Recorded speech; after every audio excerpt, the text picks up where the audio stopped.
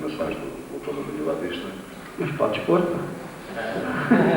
Não posso, não tenho elementos para pôr em causa. Queria pôr em causa só, portanto, uma pessoa que ele citou, que é o Castro Caldas, e que ele pôr em causa por isto, em termos históricos, é evidente, tinha que analisar os documentos, mas em termos de idade moderna, portanto, em termos dos tempos que correm, eu devo dizer aqui, portanto, este auditório, que eu considero um parque intelectual da banda, e posso falar, um inventor e até um manipulador. Na medida em que ele faz afirmações, eu penso que o Dr. Martinho Batista leu Taras de Valdez e Monteiro Soares, que se não, eu vi muitos das citações que ele diz e que são completas aldrabices. Eu penso que a verdade histórica penso que a história deve ouvir as duas partes, ou todas as partes, e ele não fez isso. Ele ouviu a parte interessada e manipulou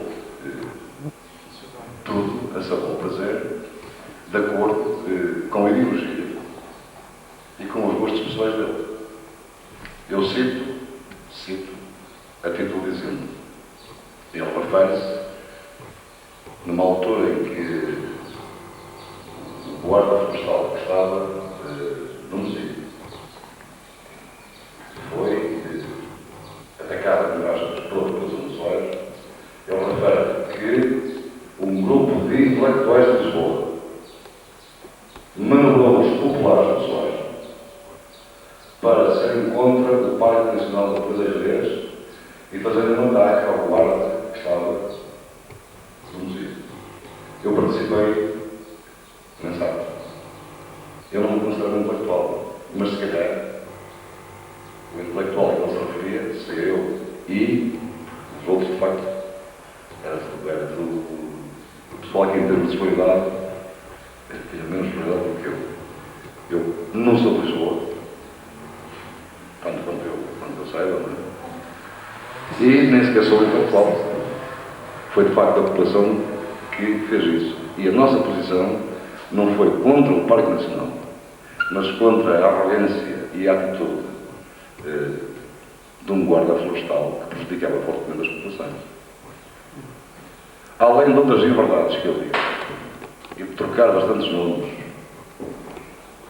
pessoas que ele nem conheceu, portanto, eu ponho em causa, por uma questão de princípio, tudo aquilo que ele engoliu, Taras de Valdez e Montaria de Soares.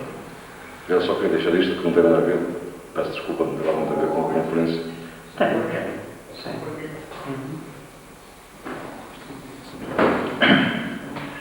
Eu começo por confirmar as palavras que foram proferidas pelo meu conterrâneo António Enes e talvez por ser um bocado mais idoso conheço factos, ouvi relatar factos que efetivamente contrariam aquilo que ele expressa no seu livro. É evidente que não sou eu que tenho categoria para fazer uma crítica ao seu livro, mas, enfim, como nascido nesta terra, permito-me citar alguns exemplos. O Sr. António falou aí que a integração de Soares no Conselho de Arte de Valdez e não move qualquer adversidade em relação à Arte de Valdez, teve a vantagem de o progresso desta terra ser incentivado. Eu devo dizer-lhe que isso é uma redonda mentira e que esta Casa de Povo, que foi um sucessório do Centro Regional de Soageiro, não foi senão uma forma de os nossos conterrâneos de então em uma forma que encontraram de, junto dos poderes centrais, reivindicarem a melhoria das condições de vida desta população, que efetivamente nos era negada por quem tinha a obrigação de velar pela totalidade do conceito. Ainda em relação a essa história que o meu conterrâneo citou, da questão do guarda florestal, eu devo dizer que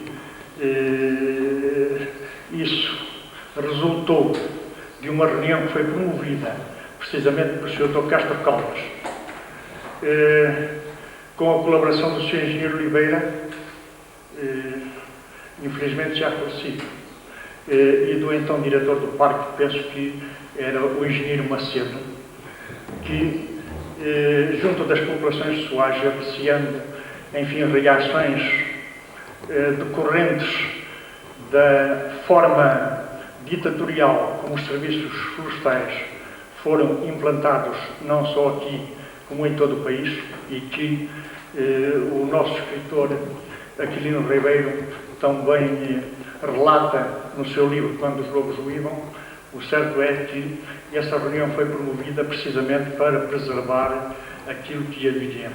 E nessa reunião, uma das reivindicações dos soareiros foi a possibilidade de os gados que nesta altura do ano, isto é, após as sementeiras, irem para a serra e não serem aprisionados, enfim, junto da sua casa florestal. E essa situação decorreu depois de já se ter acontecido uma situação que a precedeu, em que, certamente, portanto, eles tomaram a responsabilidade de, efetivamente, permitir que o monte fosse de toda a população em termos de pastoreio e não apenas a zona florestada, uma reserva de guarda, e, consequentemente, ele tinha conhecimento disso e tentou burilar a situação segundo os interesses que lhe convinham. Era isto que eu queria dizer. E reafirmo também, em termos de topomínia, na verdade, que o livro, infelizmente, inferna de muitos erros que prejudicam o soajo. E eu digo prejudicam, não é questão... Aqui há anos houve o problema de Levera, da barragem Levera-Estuma. Hoje aqui temos o problema da barragem de Alto Lindoso. Temos, nomeadamente, a designação que foi dada ao parque.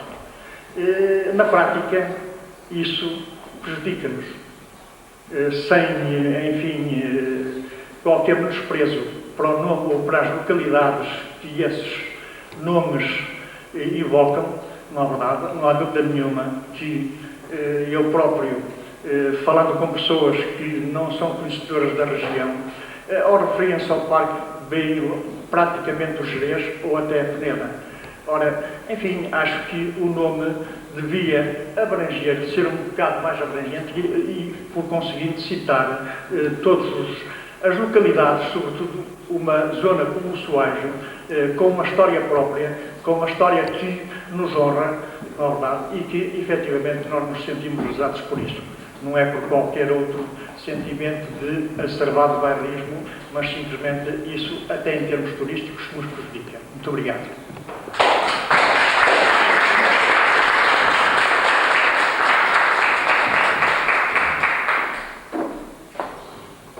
Sim, claro. Quer dizer qualquer coisa. Estas duas intervenções, se calhar, falei aqui nestes aspectos até para ouvir a vossa opinião, porque a função do historiador é exatamente ler tudo, tentar discernir o trigo do joio, chegar a um certo sítio, como agora aqui numa Assembleia de Soageiros, ouvir esta sensibilidade. É evidente que eu referi, por exemplo, à passagem do antigo Conselho de Soares para a sua integração no Conselho de Arcos de Valdevez. Primeiro, a divisão do Conselho de Arcos, portanto, com uma existência autonómica, como com um acerto de uma decisão medieval. Quer dizer, quem criou este Conselho na Idade Média tomou uma decisão acertada, porque separava as terras consideradas de ribeira, portanto, culturas ribeirinhas, chamadas terras do Vês, das chamadas terras de montanha, que eram as terras de Soares, que tinham função específica até, inclusivamente, não só de defender a fronteira, e daí a criação e de defesa de toda a serra, daí a criação dos monteiros. Portanto, há uma história longuíssima que, a partir de determinada altura, no século XIX, não direi que se esgotou, mas que alterou-se. E durante o liberalismo, há uma época, a meados do século XIX, em que se fundem uma série de conselhos, nomeadamente os de mais fraqueza económica, como era o caso do Conselho de Soares, são absorvidos por outros conselhos mais ricos. Nós ainda hoje conhecemos lutas como em Vizela, por exemplo, ainda hoje continua um processo latente. Aqui no Soares, bom, felizmente não há esse processo acrisolado como há em Vizela, de querela mesmo por vezes física, mas eu sei muito bem que as pessoas de Soares nunca aceitaram essa integração no Conselho de Arcos, e provavelmente com alguma razão. Eu sei muito bem quando me referi concretamente à destruição do arquivo do Soares, e que eu há muitos anos fiz um estudo do Pelourinho de Soares, como sabem, e a coisa mais natural era tentar encontrar documentação escrita até sobre ele, porque existem arquivos, e os arquivos servem para isso. E foi na altura que me disseram que o arquivo tinha sido queimado. E foi queimado porquê? Provavelmente porque na antiga Câmara de Arcos de Valdevez se pensou que uma maneira de calar os estrangeiros era destruir-lhes a memória histórica, destruir-lhes os arquivos. E foi isso que se fez. Evidente que isto é condenável, altamente condenável isto. Pronto, são factos. Enfim, a minha função hoje aqui era trazer alguns desses factos, recordar-vos algumas dessas coisas. Evidentemente, como investigador destas coisas, não me digo que está certo ou está errado isto ou aquilo. Trago estes factos, como trago a opinião do professor Castro Caldas, como trarei a vossa opinião a outros sítios. Poderei concordar mais com ela, mas a minha função aqui é um bocado, eu não concordo de maneira nenhuma com muitas opiniões do professor Castro Caldas, até noutros aspectos. Achei interessante ele paralelizar o acerto de uma decisão medieval, que foi acertada na opinião dele, da mesma maneira que considerou acertada no século XIX, porque o Conselho de Soares não tinha recursos económicos na altura. Portanto, a ideia, do fundo, do historiador é paralelizar estas coisas. Está certo, está errado. Talvez, agora com a regionalização, as coisas deem outra volta, quem sabe?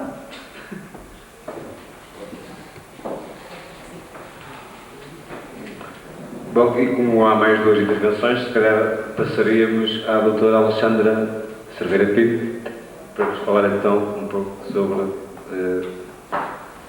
o papel da arqueologia fora dos centros urbanos. Ok.